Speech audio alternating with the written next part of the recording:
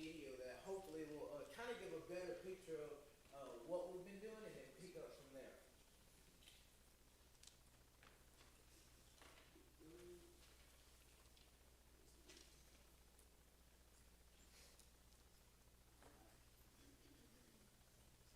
It's okay because I have it on my phone.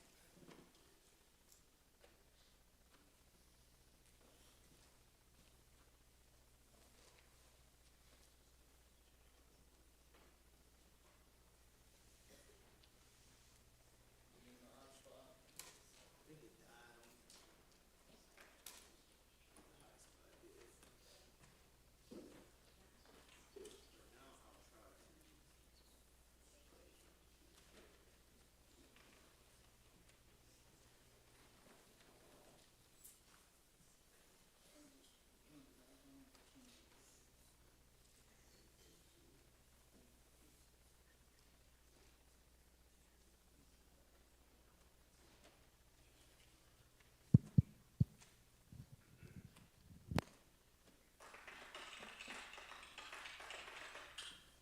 All right, that's a win.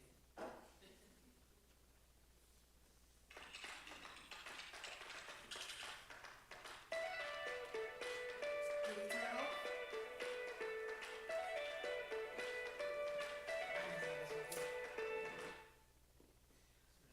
Connected first. Showing up. Are we up there? It was up there a second ago.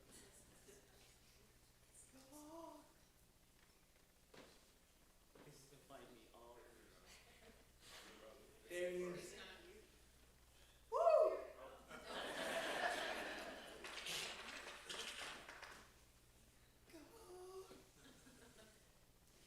There it is. All right, y'all be the first ones to see this.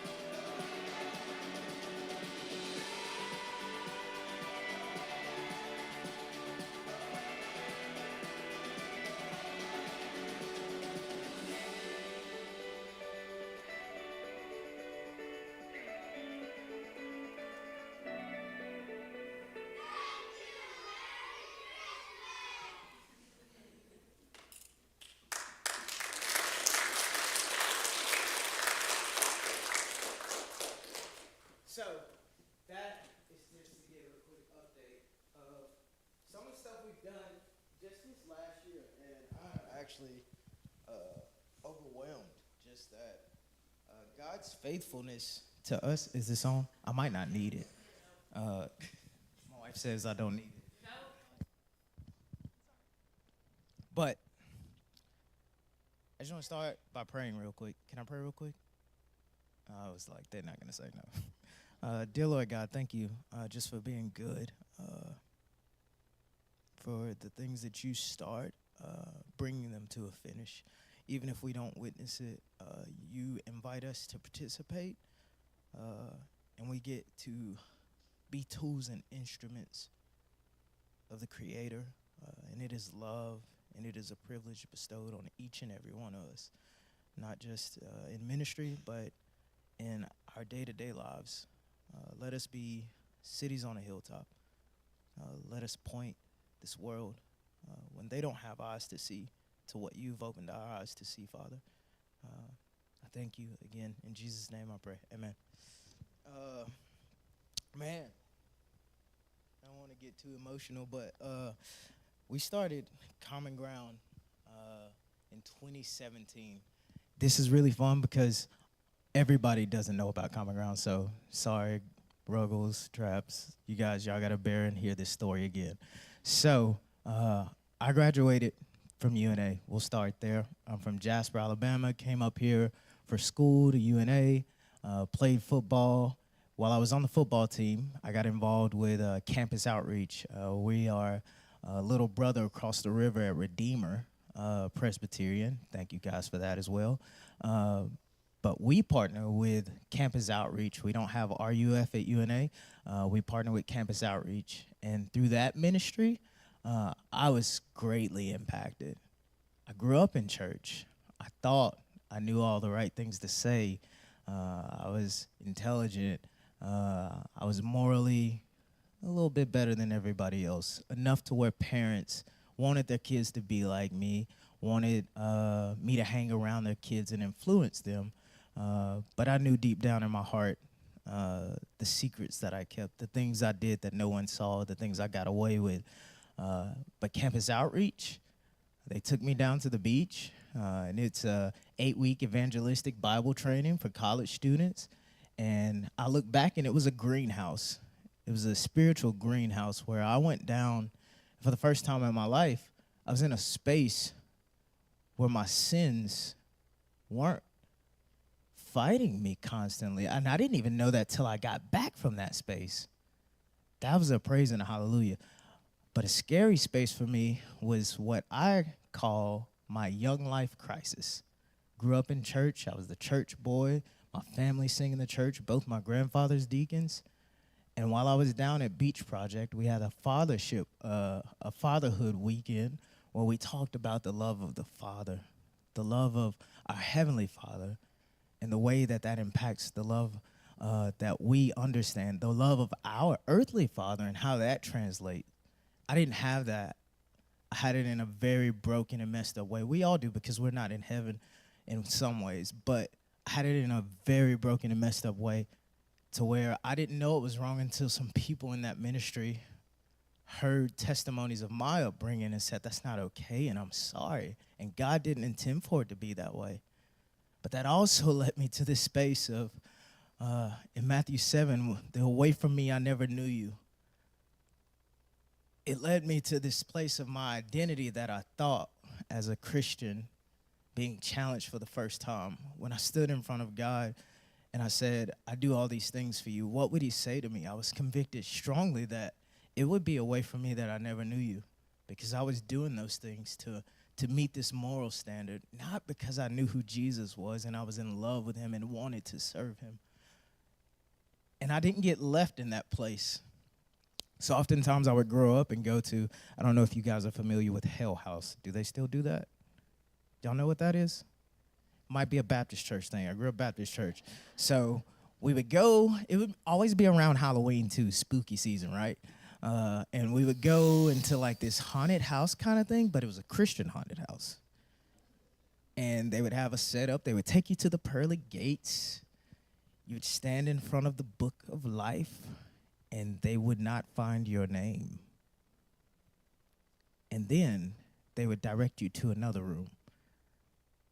You thought no power was bad. They had the heat turned up in October.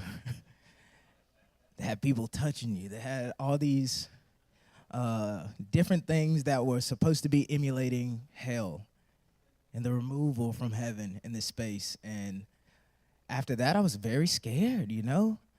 And I got left in that space. I was very kind of on fire, too. Like, man, I want to live for God. I don't want to be forever separated from his love. But in that space also, I felt I was left in that space. So I kind of always hated these spiritual high moments because I always was left. What was missing? Now, fast forward back to college. We're at the beach. I come into that space where this false image of myself is removed, and people didn't leave me there.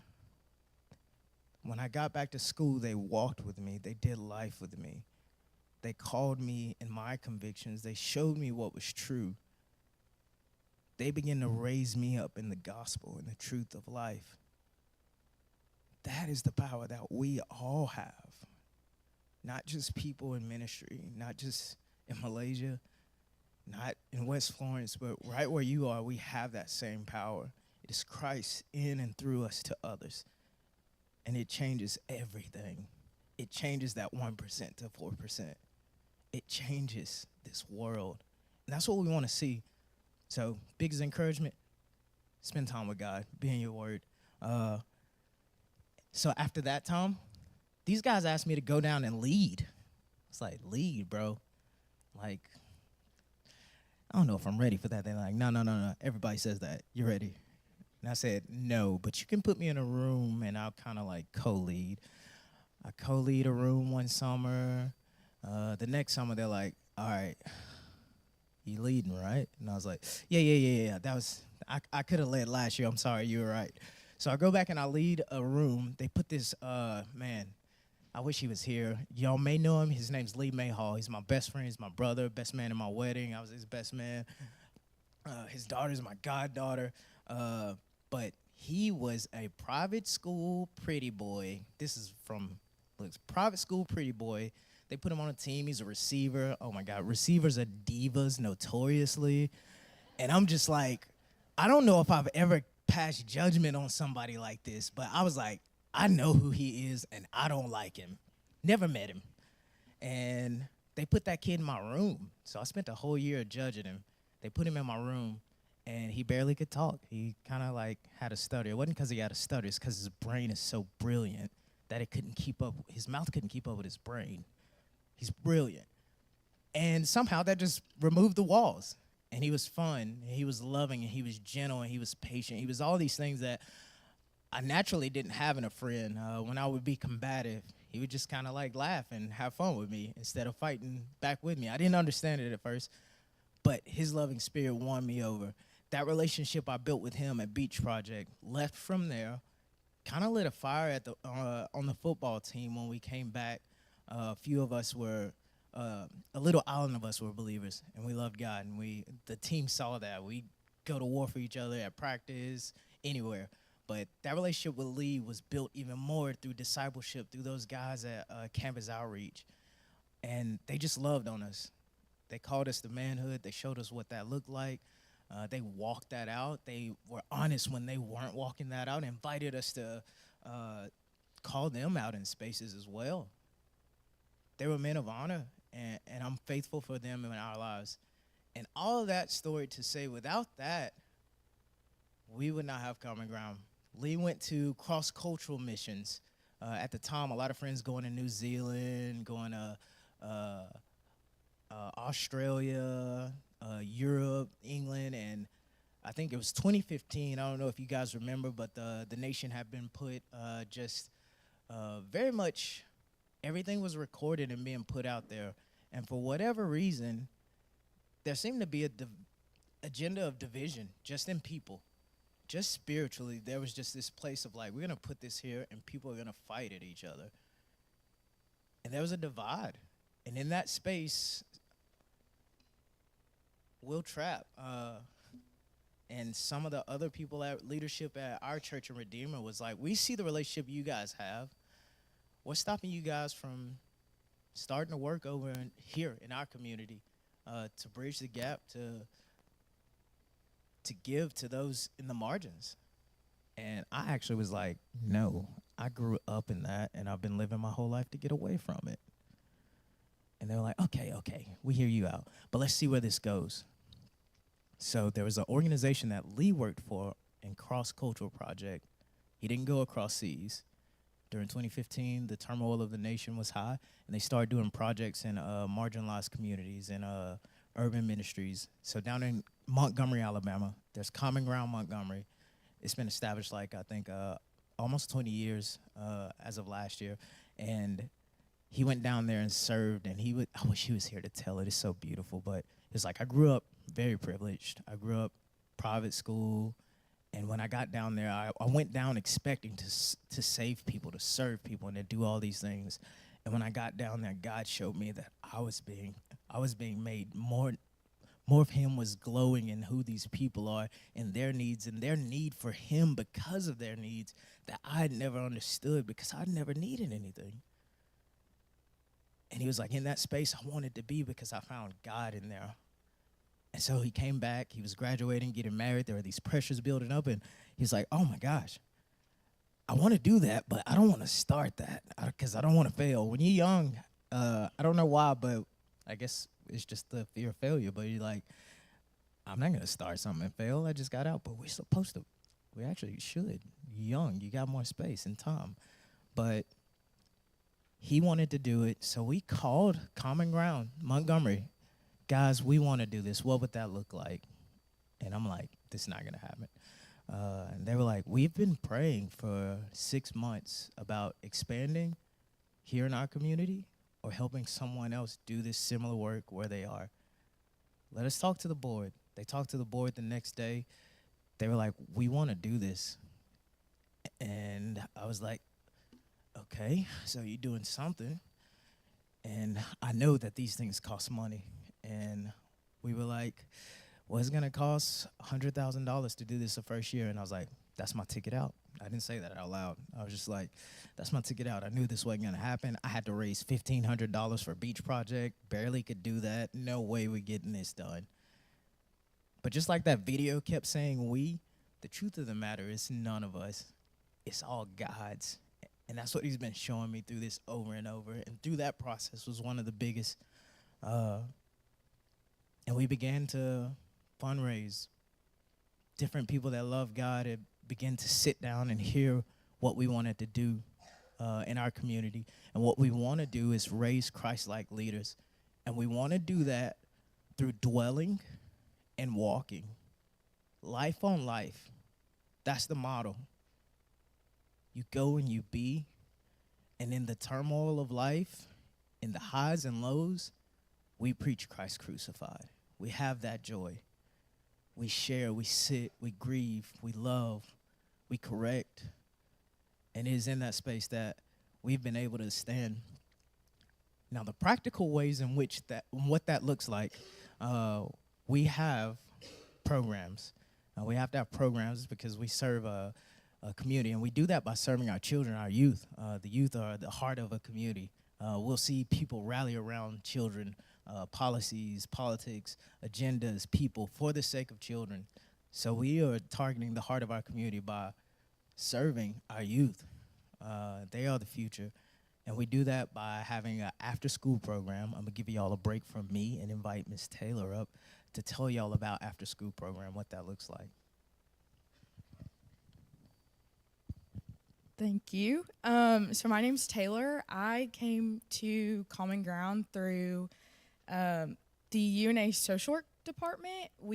I was the first class that semester our class started volunteering to get service hours, and Common Ground was where we did it, and I've kind of been there since then. But through that, as now the new after-school program director, kind of what that looks like is we are kindergarten through 5th grade, and so they'll come off the bus and they'll come in crazy and loud and all of the things, and we're with them from 3 to 5. They'll come in and we'll give them snack, and we go over the rules every day, and so they're with us Monday through Wednesday, and we go over rules for accountability, and so rules look like we have a STAR system in place that is for behavior. And so based on a certain amount of stars and the behavior that they've shown, they can go on our field trips. And so they hear them every day just so they know. And then we go into a homework time after that. And so what that kind of looks like is every kid, a lot of them don't have homework, and what that looks like for us is a lot of them are not where they should be reading wise or math wise, and so Sky and I and all of our volunteers are kind of trying to pick up where we can to fill in the gaps with the information and background that we have. And so this semester what I've kind of started implementing is every student has sort of an individualized plan based on where I think they're at. We do use a program called iExcel that helps us do diagnostic testing. And so with that testing, it'll help us with the best that we can, kind of fill in those gaps. And so every student has an IXL profile that they will use. And a volunteer, depending on how many there are that day, will be paired with a group or individually with each student. And they'll work with them for about 40-ish minutes. And then our younger ones, our kindergarten and first grader, they're up front with a little bit more intentionalized space of working with them and just catching up really on basics, so letters and repetition and reading, because it's so important and it's so just vital to their success, because you can tell that some of them aren't where they need to be, even though they are at school. But 8 hours a day at school is really hard for a 5-year-old, and then they kind of go home and can do whatever they want to do, and it's really hard to really pick up those pieces when not everybody's on the same page, and so that's really hard. And so we just try our best to just keep everyone to the best of our ability on the same page and trying to just practice, whether they find it boring or not. And then after that, they usually max out at about 40 minutes of school time. And so we have some recess or just physical activity where we can run and get all of our wiggles out. And then after that, we do Bible with them every day. And so we read out of the Jesus Storybook Bible. And it's just a short little devotion, but we just keep repeating it because Sky says all the time, like, repetition to them is so important. And I have come to see that. And, like, with our older ones in 5th grade or 4th grade, we'll read a story and they'll be like, oh, I remember that. Or, oh, we talked about that one time. And they may not have all the details, but they know the names. And they are picking up on it through the repetition. And so then after that, we take them home. But, yeah, I think it's just really important at that age. Like, I always tell our volunteers who come in, think of who you were at that age. And I remember growing up in church, and if one of the older girls talked to me, I was like, I'm the coolest person on the planet. Like, I'm so awesome. And it's the same for them, like, just how important it is to be present, because inside all of us, we're still that little 5-year-old, like, nervous for school, nervous to meet new people. But with them, like, there's just such a joy that they have, even though half the time they don't even know what they're talking about. But they are just such a group full of life, I would say, like, with them. And everything's funny. Everything is just, like, they just want to be present, and they want to know that people care about them. And so it's just important to me because I love each and every one of them like they're my own. And I just want to take them home with me every day. But I love when people come and, like, I get to share that with them, and they get to also pour the love that we've all been given back into these kids. So, yeah. Thank y'all. Thank you, Taylor. And then I come on the back end of that with the leadership program. That's when our middle school and high schoolers come in, and we have different days for different stuff with them. Monday, Tuesday, they focus academic. Wednesdays, we have Bible studies. The first Wednesday, we just fellowship. We just meet, eat, talk about God and how our lives are. And then the second Wednesdays, we have Bible study with a college group at UNA, some honor students. God is doing something on that campus. Some honor students got connected with us and just wanted to come in and read the Bible and just talk and hang out, play games. They love them. I think it's really because they, like, 4 years apart probably. Because we have other groups that come. It's a little harder to connect. But each Wednesday, we focus on Bible. And then Thursdays, we either have a life skills speaker, a career speaker, or we just do recreational activity. We actually like pickleball. If anybody in here plays, let us know. We would love for you to join us sometime. And then outside of that, just like the younger kids, we have field trips as well. And sometimes it's hard to explain field trips to people, I guess, unless you have kids. You remember the trips, you remember the impact that some of the things that they saw did to them in their future. I think when you see so little, you only think so far.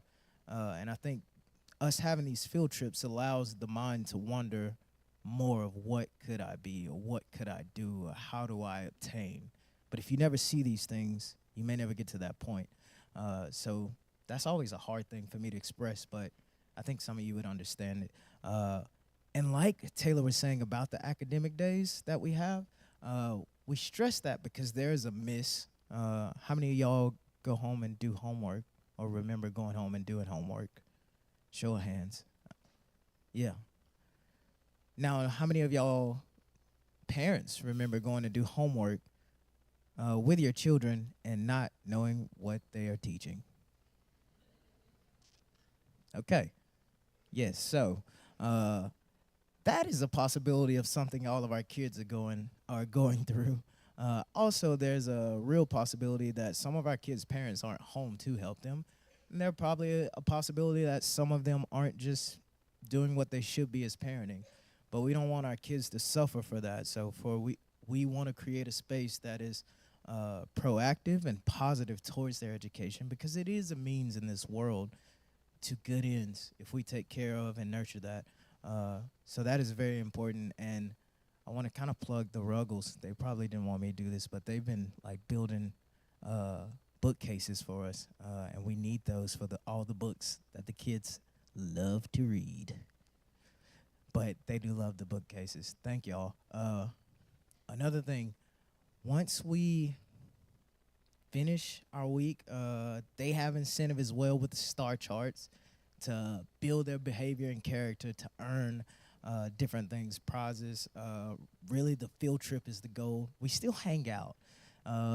It's tough because we just switched from a system to where everybody could do everything to where I felt like that wasn't teaching them how life goes. So you gotta have an average of a certain point. You gotta have a certain attendance. You gotta have a certain participation. And some people don't like that, but hopefully they learn with us before they learn outside that you gotta show up and you gotta play the part to get the things. And it's a tough role. But some of them have stepped up in different ways, and I hope that they can see that it's called them to a higher level and that they are meeting it slowly and surely. Some of them are going beyond that already. And so, let me find my notes. I'm scatterbrained. I don't know if y'all realize yet.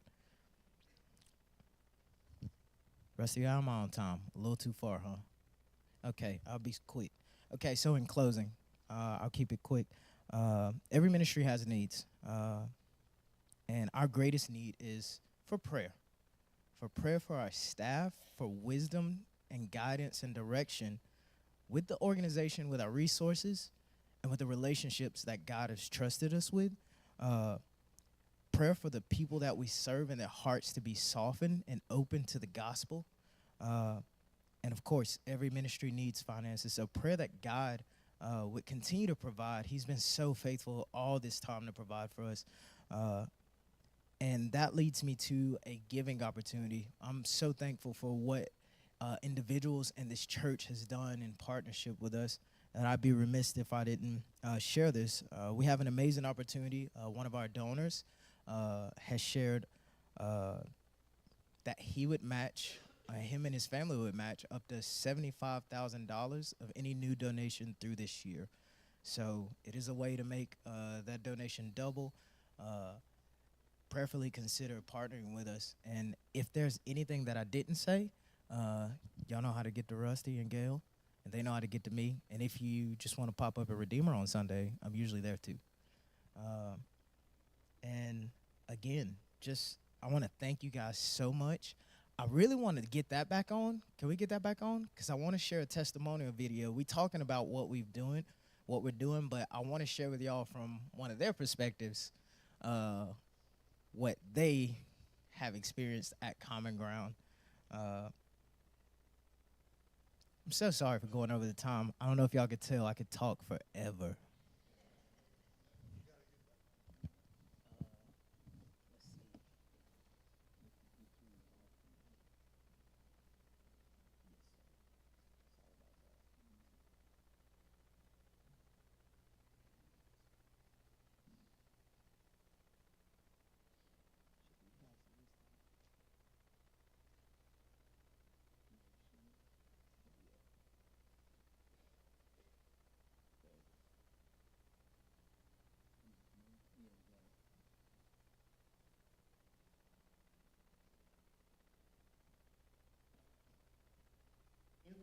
see the people. That's not it.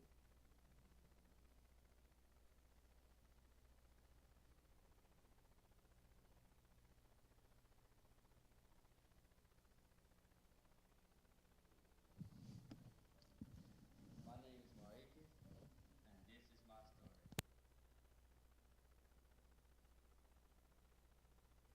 I really realized that I didn't know what love really was. I was always jealous of people. I felt like I was alone, an outcast to all my family members, and I was really having a hard time just self-awareness wise. The biggest obstacle was depression, not knowing who I was, distancing myself from everybody. After joining Common Ground, I felt love, and being around all the boys and girls of Common Ground just made me realize that I had a family and people that actually cared about me. And that basically just changed how I thought about life and helped me really find who I was. Marcus, we've seen him come to this program and shine and show off his potential. He has a big heart, but he grows up in a home that doesn't have a father. And I think because of him not having a father figure, in early times he wasn't comfortable sharing that heart with us. There's a fear that someone's going to leave me, because for a lot of them, their fathers have left them, and so it's hard for them to trust people. And so we're really seeing how Common Ground is really the consistency of just being in his life, and Marcus is learning how to respond to his situations and really change the odds for his own life. I've seen myself grown the most with Common Ground with how to love people. Love is something that we can only have with God, and God shows what love is. But even when I went back to dark places, they just helped me and kept me up on that path. And that was just that leader for me to keep on having faith in God. I don't know any other kid who's more hungry for the word than Marcus is. And then this summer, he's taking part in being an intern. So he's leading a small group of kids. He cares for them. He's intentional with them. He's well thought out, and he's multiplying his life back out into these kids. I enjoy pointing to other kids because I love when people help me when I was younger, having someone in their life that they know actually loves them and they can come to with all their problems, no matter what it is. Me being a leader with leadership program, it's gonna help me grow by showing me what is a leader and how to be a leader. I have a family and a base to build around, and I know whatever I go through while trying to be a leader in life later, I have a support system behind me. God has been faithful through consistent time from staff here to where he is now bonding. He is now trusted as a leader to share the load, to invest in kids, because he wants to invest in the next generation. I do want to make an impact on the world, and Common Ground has helped me by every day they inspire us to do what God put us on this earth to do. And I feel like if we have enough support, we can change the world in a big, big way.